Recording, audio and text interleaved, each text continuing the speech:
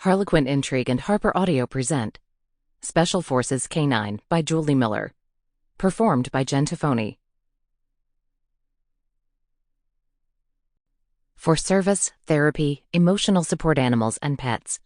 Yes, there is a difference in both training and legal designation. Thank you for all the ways you make our lives better. Always be sure to ask before petting a dog. Even if the dog is a pet, this is essential to prevent bites. Service dogs should not be petted, fed, or otherwise given attention while at work. Please be respectful and allow these dogs to do their jobs. They make a major difference in the lives of people with disabilities. Chapter 1. This was a bad idea. Mr. Hunter? Ben Hunter dragged his attention away from the indefinable noises that were reverberating inside his head and focused on the 50-ish woman who ran the dog training business, where he was interviewing for a job. If he thought about it, he could identify the noises. Children playing, dogs barking, a man talking on the phone, someone rapping along with a song in the barn behind him. Not the footsteps of an enemy sneaking up behind him, nor the babble of a foreign language threatening him with words he barely understood. Not the click of a landmine being triggered, nor the screaming agony of his teammates dying in a barrage of gunfire. Sometimes, too much of any kind of noise was a headache-inducing time bomb that could flash him back to the nightmare he could never truly wake up from. He probably wasn't making a good impression on his potential new boss with his distracted thoughts. "I'm sorry, ma'am. Could you say that again?"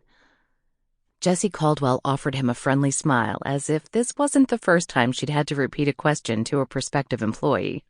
Or a man. Or a stitched-together soldier like him, trying to make a new life for himself now that the army couldn't use him. Not with his PTSD, or his scars, or his missing hand. "I asked if you had any experience milking a goat." "Goats? Yeah." Ben shook his head and tried to smile, but friendly wasn't a look he was much good at pulling off these days. "When I was a kid, we'd visit my aunt and uncle on their farm in the Ozarks, down near Carthage. We'd help with chores, including moving hay, feeding the animals, mucking stalls, driving the tractor, and milking their cow and goat." He instinctively looked down at the prosthesis sticking out from the end of his left sleeve. "I suppose I could still manage it with one hand." She hugged her arms over the insulated vest she wore on top of her flannel shirt and studied his labored attempts to engage in casual conversation. "Sounds like a fun experience for a kid growing up." "Yep." "Oh, so eloquent, Hunter." He silently chided himself. The idea of getting a job where he had to interact with people like this nice lady was about as bad as breaching that rebel encampment in the middle of a Central American jungle, when every instinct inside Ben's head had told him he and his team were heading into a trap, that their intel was flawed, that their mission to rescue a kidnapped diplomat and his family was about to go sideways. Even his K-9 partner, Smitty, had barked furiously, warning them to stand down, that he sensed a danger they could not see. But Ben had been a soldier who followed orders. When the captain had ordered his team to go in hot, they had. Then all hell broke loose, and Sergeant Ben Hunter's life had changed forever.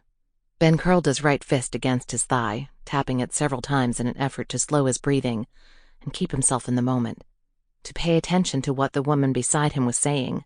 "We've recently expanded and are almost to capacity with our kennels and barn stalls," Mrs. Caldwell explained. "I have a teenager who comes in part-time to help, but my husband and I have recently adopted our 2 children, and motherhood happily demands more of my time.